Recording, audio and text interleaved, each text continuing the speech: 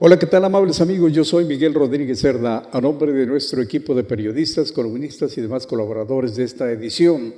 Es un placer saludarlos en este lunes 26 de agosto de 2019 desde la redacción de Realpolitik Televisión en la ciudad de Oaxaca, México, desde luego para darles a conocer el más importante concepto de análisis político de la vida nacional y local, así como la crítica más acertada de nuestros reconocidos líderes de opinión en Oaxaca y en México sobre los acontecimientos de esta semana. Experimentan modelos de conducta humana en jóvenes infractores como si fuesen ratas de laboratorio, al mismísimo estilo de Adolfo Hitler, como cuando por una locura quería mejorar la raza, algo parecido a lo que el dictador calificaba como pureza racial. De esta misma forma, no sabemos a qué personalidad de mente un tanto cuanto desajustada y poco calibrada se le ocurrió la brillante idea de experimentar con menores infractores en una maniobra en la cual utilizaron a 30 jóvenes internos de la Ilustrísima Dirección de Ejecución de Medidas para Adolescentes, la DEMA, lo que antes se conocía como Consejo de Tutela sin tanta verborrea de palabras. Resulta que estos adolescentes fueron sacados y trasladados al centro penitenciario de Tanibet en Tlacolula, en donde los internaron durante 2 meses y medio en completa convivencia con presos adultos sentenciados por delitos graves. Esta acción fue con absoluto hermetismo, por no decir siniestro, hasta que finalmente regresaron a estos muchachos a sus instalaciones originales que han ocupado en la colonia Antigua Aeropuerto. Estos experimentadores de mentalidad desajustada, sin medir los efectos letalmente psicológicos, trataron de experimentar con estos muchachos para saber cuáles serían los efectos que podría tener un adolescente al estar encerrado en un centro penitenciario formal y para adultos, sin tomar en consideración su desarrollo psicológico y sin mediar los efectos letales que podría generar este loco experimento en dichos adolescentes. Y es que estos sabios egresados de la facultad de Mefistófeles y de los aposentos de la Divina Comedia de Dante Alighieri querían poner a prueba el grado de adaptación de estos adolescentes dentro de una cárcel diseñada especialmente para delincuentes adultos, incluso peligrosos. Lo que ignoraban estos señores experimentadores al servicio del Führer y su Gestapo es que diversos especialistas en psicología han advertido que este cambio o ensayo digno de los campos de concentración puede traer consecuencias graves en estos jóvenes, consecuencias que podrían detonar en una psicopatía y lejos de reintegrarlos y readaptarlos a una sociedad, por el contrario, se reforzaría aún más su instinto criminal. En este sentido, las autoridades penitenciarias no han dado ninguna explicación de ese tipo de explicaciones que acostumbran dar después del niño ahogado, es decir, justificaciones de batea de babas. Estos raros personajes que les divierte experimentar con seres humanos como si fueran ratas de laboratorio, deberían ser sometidos con grilletes puestos a un curso intensivo de psicología en la subdivisión del impacto que tienen los factores socioculturales en la conducta humana. No nos explicamos, por otra parte, quién fue el ilustrísimo y adormilado funcionario de elevada sapiencia que designó a estos médicos de los hornos del Holocausto para que realizaran semejante acción criminal. Seguramente debió haber sido otra eminencia tan sabia e inteligente como ellos. No sabemos desde hace cuántos siglos se haya iniciado el combate a la pobreza, pero las cosas siguen igual o peor. Si mal no recordamos, hace algunos días nos estábamos refiriendo a la gran riqueza que existe en nuestro hermoso estado de Oaxaca, pero también al gran contraste de pobreza que se balancea hacia el lado opuesto y parece ser que con mayor peso. Alguien dijo alguna ocasión que estamos sentados sobre un tesoro, pero sin tener para comer. En este sentido, el antropólogo impulsor de un cambio en las relaciones entre el Estado y los pueblos indígenas, Salomón Lammad Sitton, observa cómo, a pesar de que los gobiernos han entregado grandes cantidades de dinero al combate a la pobreza, los resultados positivos nunca llegan. Ejemplos en Oaxaca hemos puesto algunos. El gobierno de López Obrador, más que redoblar el apoyo por el asistencialismo, debería encontrar el camino para que los megaproyectos, como por ejemplo el tren interoceánico, sean realmente aceptados por las comunidades y se concrete de esta manera una verdadera alternativa de desarrollo. Pero dígame usted, ¿cuál sería exactamente la estrategia para que dichos proyectos sean aceptados por las comunidades? ¿Cuál sería la fórmula de convencimiento? ¿Usted lo sabe? La pobreza ciertamente sigue igual, afirma este destacado académico del Centro de Investigación y Estudios Superiores en Antropología Social e integrante de la Comisión Ejecutiva del Consejo Nacional de Evaluación Política de Desarrollo Social. Lo anterior lo expresa como resultado de la medición de la pobreza para la década 2008-2018, en el cual se establece que pese a los miles de millones de pesos que se han gastado en nuestro país en el combate a la pobreza, en la última década el número de personas en condiciones de pobreza y marginación aumentó un 5.6%. Por otra parte, afirma que todos los gobiernos entrantes aseguran que darán resultados y que ya encontraron la fórmula, pero a la hora de las mediciones no hay ningún resultado, solo falacias. A esto se agrega, dicen otros especialistas, el gran saqueo que los pasados gobiernos han realizado en nuestro país del interior de las arcas que se han destinado al combate a la pobreza.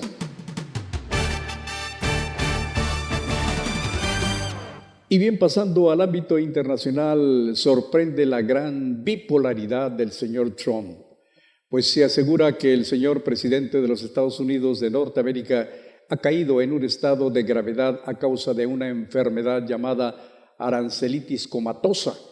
Y como resultado de esta crisis, el señor Trump representa uno de los destroyers más letales en las relaciones comerciales entre dos o más países. Sin embargo, para nadie resulta ser una novedad que los norteamericanos son en efecto poco productores, son más bien muy buenos compradores. Son compradores de servicios, de productos diversos, de alimentos, de mano de obra y en muchas ocasiones hasta de cerebros e importantes patentes. Trump no quiere a China, prefiere que los chinitos vayan a su país y ahí elaboren sus productos a su capricho, a su gusto, bajo su látigo. Es por ello que el señor Trump ha sido calificado como el campeón del racismo y el más poderoso depredador de los intercambios comerciales y en caso de llevarlos a cabo, lo hace utilizando la famosa ley del embudo. Imagínese usted si no utiliza la ley que antes le mencioné, si este magnate elevará en 250,000 millones de dólares los aranceles a China a partir del día 1 de octubre. Los especialistas incluso de su propio país opinan que este hombre, que se considera de sangre azul, aunque sus padres también fueron migrantes, la está regando por todos los ámbitos en cuestión de las relaciones comerciales. Por supuesto, porque la Oficina del Presupuesto del Congreso de los Estados Unidos dijo que las acciones arancelarias de la administración del presidente Trump están influyendo en la desaceleración de la economía de los Estados Unidos y se prevé que reducirán el nivel del Producto Interno Bruto de esa nación, lo cual lógicamente afectará a México. Lo anterior significa, y lo dice medio mundo, que el señor Trump la está regando por todos los jardines de la Casa Blanca, pero ¿usted qué dijo? ¿Nosotros los mexicanos ya nos salvamos de esos caprichos que tienen garras arancelarias? Pues simplemente no. A tal grado que incluso el presidente López Obrador ya casi enciende varias veladoras para que se haga el milagro y convoca a un acto de unidad contra la amenaza del señor Trump de aplicar otro 5% más a los aranceles de los productos mexicanos. Desgraciadamente, nuestro bendito tomate sigue bailando en la plataforma de la duda y la incertidumbre en las decisiones bipolarizadas del señor Donald Trump, quien ahora es el rey del tomate mexicano y que seguramente le salen ronchas con las ensaladas elaboradas con el tomate de nuestro país. Y vaya para encontronazo que sucedió en el Senado. En efecto, como pocas veces en el Senado de la República se ha presentado uno de los más fuertes encontronazos, ya que el partido Morena protagonizó su primer choque de trenes de carga en pleno Senado de la República. Este terrible enfrentamiento y ruptura auspiciado por Ricardo Monreal, quien destrozó el proyecto de Martí Batres de repetir como presidente de la mesa directiva del Senado, dio al traste en uno de los mayores colapsos. La disputa entre los senadores Martí Batres y Ricardo Monreal, quien por el contrario, al parecer este último, solo le manda bendiciones y hasta besos y abrazos a Batres, como es sabido, se agudizó la semana pasada y ha dejado en claro y a los ojos de los mexicanos las profundas divisiones que existen dentro del partido Morena. Divisiones totalmente al descubierto ante los votantes, como aquel fornido atleta cuando lo sorprenden desnudo y logran descubrirle sus flácidas colgaduras de piel ajada, amoratada y arrugada. Por su parte, el veterano de las 1001 políticas, don Porfirio Muñoz Ledo, dijo textualmente: «Somos la cuarta transformación, no la cuarta tranquiza». La pelea entre estos dos gladiadores del Senado de la República se torna encarnizada y tan solo están en espera de que el emperador, levantando el pulgar hacia arriba, otorgue el triunfo a cualquiera de los dos, o bien le den cuello a alguno de ellos inclinando hacia abajo su dedito pulgar. Y mientras que los espectadores del Gran Coliseo, o sea el pueblo, echan porras y goyas a su favorito, nosotros miramos con desilusión la manera en que nuestros dignos representantes se desgreñan, se desgarran el pellejo y hasta las camisetas con tal de obtener el ansiado poder, en vez de concentrarse en su oficio constitucional para lo cual fueron colocados. Lo peor del caso es que tanto Batres como Monreal forman parte del elenco actoral de uno de los más divertidos espectáculos de la comedia humana sobre la línea de candilejas del proscenio o del iluminado redondel del Senado de la República.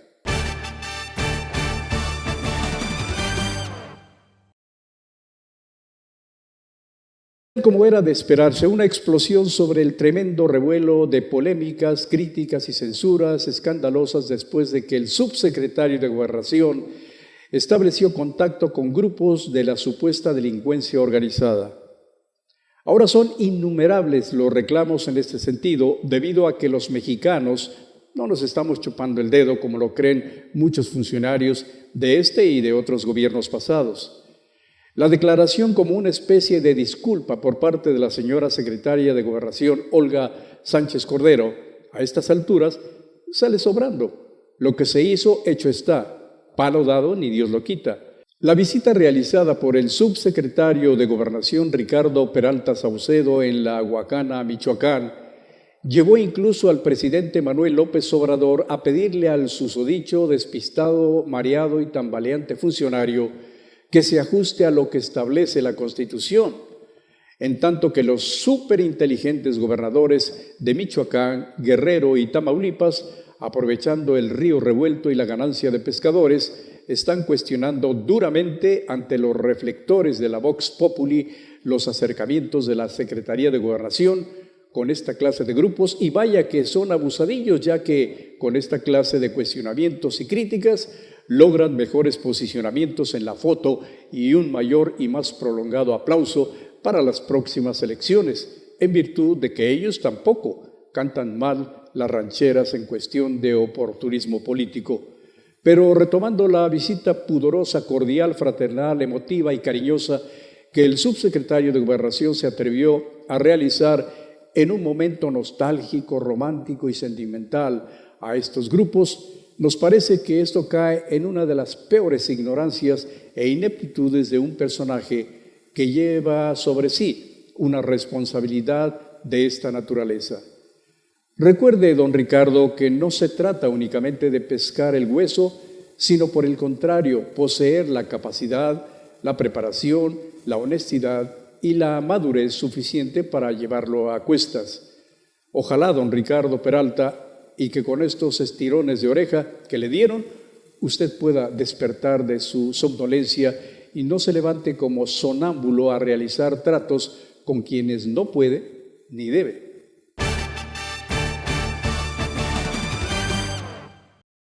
¿Qué decir de la delincuencia nuestra de cada día en nuestra entidad? No olvidemos que la delincuencia en constante crecimiento en el estado de Oaxaca, con policías medrosos que no se atreven a enfrentar la violencia, sino hasta que ya ha terminado con varios muertos, con estrategias dignas de un niño de párvulos y con elementos policíacos que se echan a correr llorando de miedo ante la presencia de fuertes organizaciones de todo tipo o bien delictivas. Nunca se va a terminar. Parece ya imposible disminuir la delincuencia. A veces se hace sumamente necesario refrescarles la memoria a muchos funcionarios encargados de la supuesta seguridad de los ciudadanos.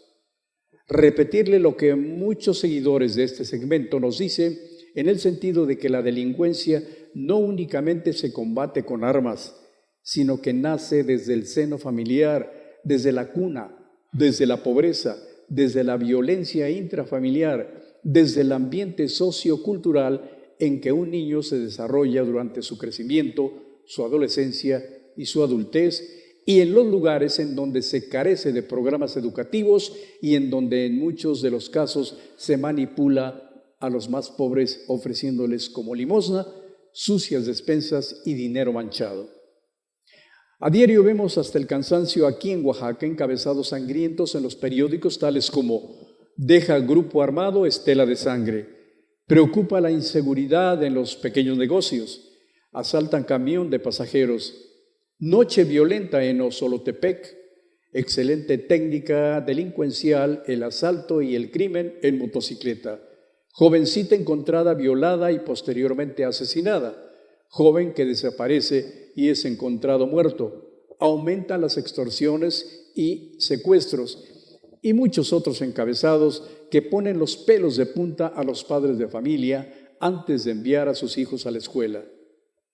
No se trata de modificación, incremento o creación de leyes y más leyes que finalmente terminan en letra muerta y que solo quedan apiladas sobre el escritorio de la impunidad. Esa indemnidad que ya se hizo costumbre y muy cotidiana en nuestra hermosa entidad oaxaqueña. Una impunidad que se ha escrito con letras mayúsculas, además de la férrea defensa y protección que se otorga a los delincuentes y la endeble atención en segundo término que se da a las desamparadas víctimas, con lo cual les otorgan más alas de triunfo a los delincuentes.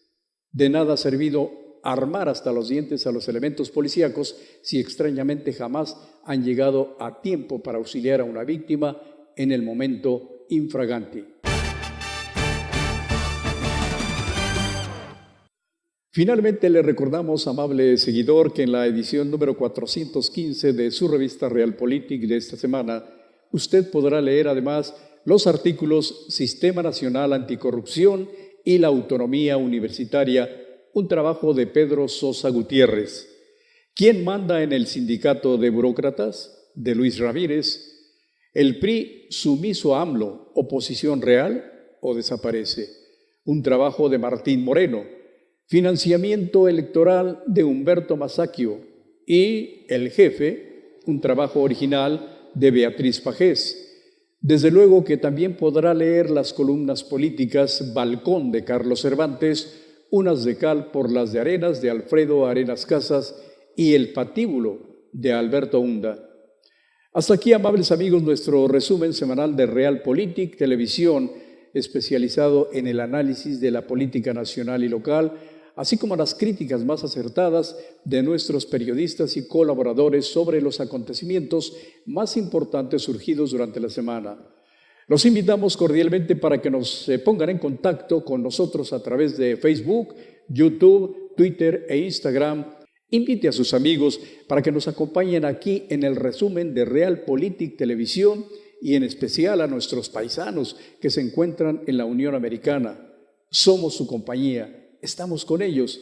Y recuerde que en este noticiero usted como ciudadano puede participar con nosotros y formar parte del análisis de Realpolitik Televisión, porque usted es lo más importante para nosotros y porque nos distinguimos por ser un foro abierto a la verdad de todos. Su servidor Miguel Rodríguez Cerda los invita para que nos acompañen en la próxima emisión de este noticiero desde la redacción de Realpolitik Televisión, no sin antes dejarlos, como siempre, este tema de reflexión. Un pueblo carente de educación y cubierto de pobreza será siempre un pueblo sometido por los malos gobiernos dictatoriales. Hasta la próxima.